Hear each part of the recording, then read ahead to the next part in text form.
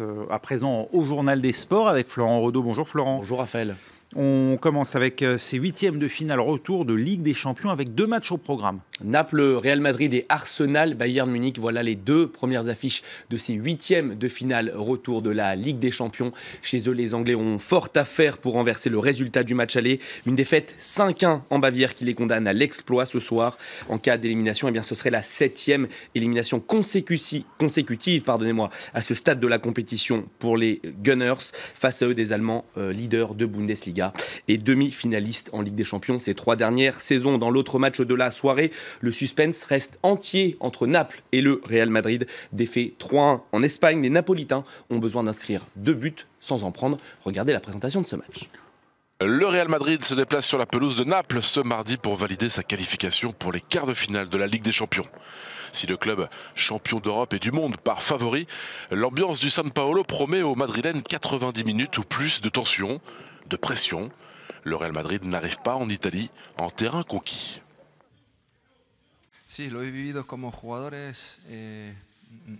J'ai vécu cette atmosphère comme joueur et ce n'est jamais facile à Naples. C'est un stade avec une grande passion pour son équipe, des tifosi qui ont beaucoup d'énergie. Mais c'est super ce genre d'ambiance. J'aime quand les fans adverses vous mettent la pression. C'est évidemment un plus pour l'équipe locale, mais cela vous donne aussi une motivation supplémentaire. Naples a-t-il les moyens d'aller chercher un exploit dans ces huitièmes de finale de la Ligue des Champions? Une victoire avec la manière est impérative, peu importe qu'il y ait en face la meilleure équipe du monde. Ils sont champions du monde, ils sont champions d'Europe et sont les plus riches du monde. Tout le monde s'attend à ce qu'ils passent. Notre devoir est de créer pour eux autant de difficultés que possible. Je sais qu'ils sont champions du monde, mais nos tifosi sont aussi les champions du monde des supporters. Ce sera un environnement hostile, même si le match est quasi impossible pour nous, puisqu'ils ont marqué lors de leurs 46 dernières rencontres. Mais ce sera difficile pour eux. Évidemment, ce n'est pas impossible, mais nous pourrions peut-être leur gâcher un peu l'existence.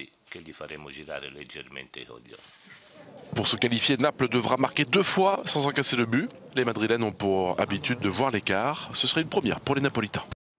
Et demain, ce sera au PSG d'aller défier le FC Barcelone au Camp Nou.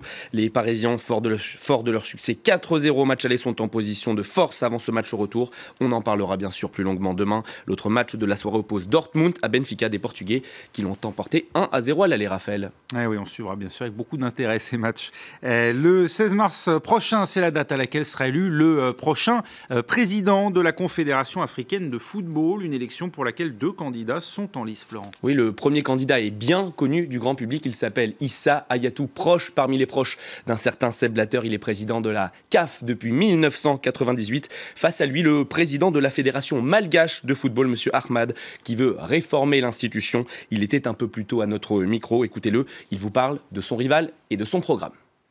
Avant qu'il soit là, il n'était pas connu aussi.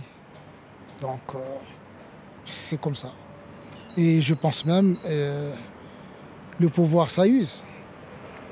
Face à lui, c'est un homme nouveau qui incarne le changement.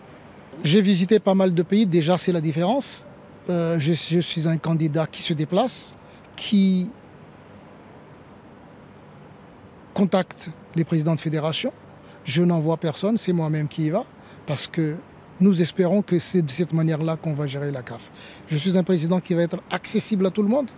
Les présidents de fédération n'ont pas besoin d'intermédiaires pour venir me voir. Et ça, c'est déjà important. Des images signées Jonathan Walsh.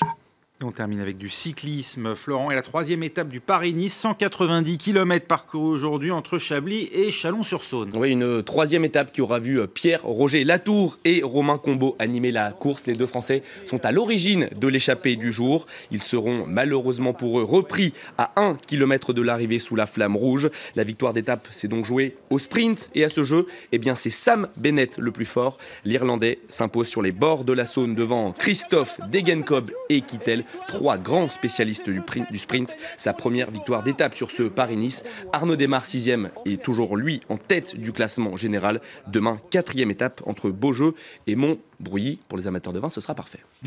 Comme aujourd'hui avec le Chablis. Merci beaucoup, Florent.